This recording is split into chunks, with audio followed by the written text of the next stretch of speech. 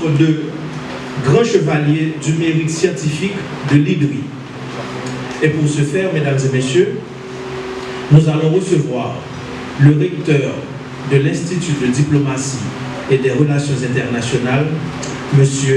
Gersi Rosana, dans ses propos de circonstance, que je vous demande d'applaudir, s'il vous plaît.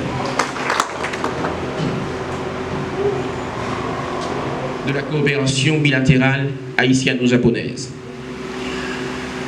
Cette distinction vous sera offerte en présence des autorités départementales et locales de la région septentrionale. Monsieur l'ambassadeur, je vous invite à vous avancer un peu avec mes félicitations. Ambassadeur, monsieur le délégué départemental du Nord,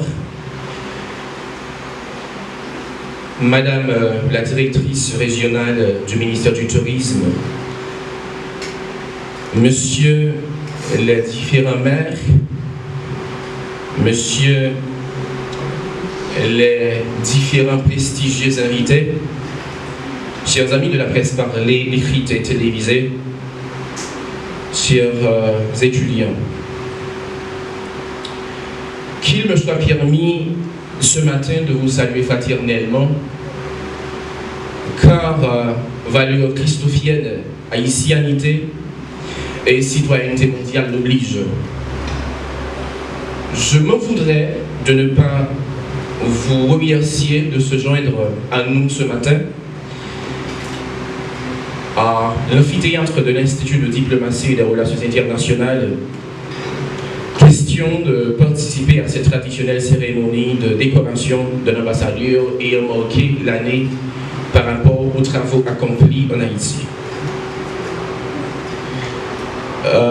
Pour cette fin d'année, l'ambassadeur Yuji Kubo, ambassadeur du Japon en Haïti, après un travail minutieusement et parcimonieusement fait par le conseil scientifique de l'IDRI, a été choisi et désigné pour être dès à présent le chevalier de l'ordre institutionnel, académique et scientifique de l'Université Thomas Sankara d'Haïti et surtout de l'Université haïtienne.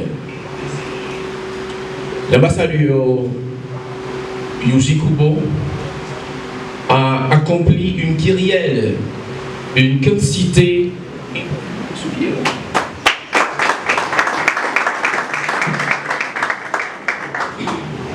et puis, in fine, cette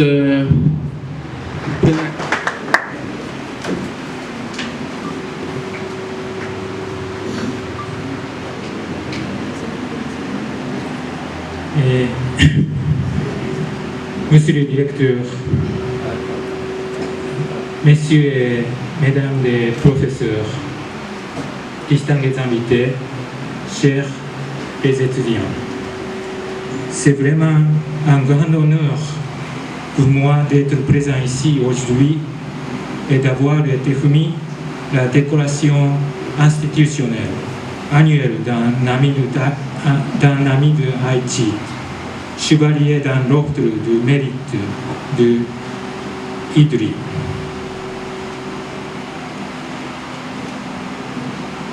Depuis longtemps, Haïti et le Japon sont toujours de très bons amis.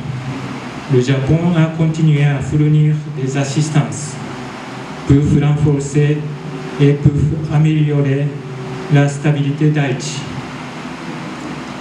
Les domaines prioritaires de notre coopération sont principalement, bien sûr, la sécurité, d'abord, la santé, l'éducation, l'alimentation et la lutte contre les désastres naturels.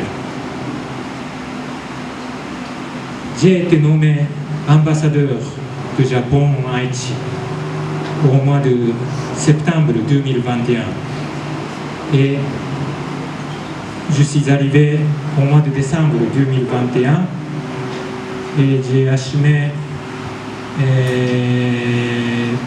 des fonctions en tant que premier ambassadeur du Japon extraordinaire et plénipotentiaire en Haïti. Mais malheureusement, comme tout le monde le sait, la situation sécuritaire s'est détériorée et en automne 2022,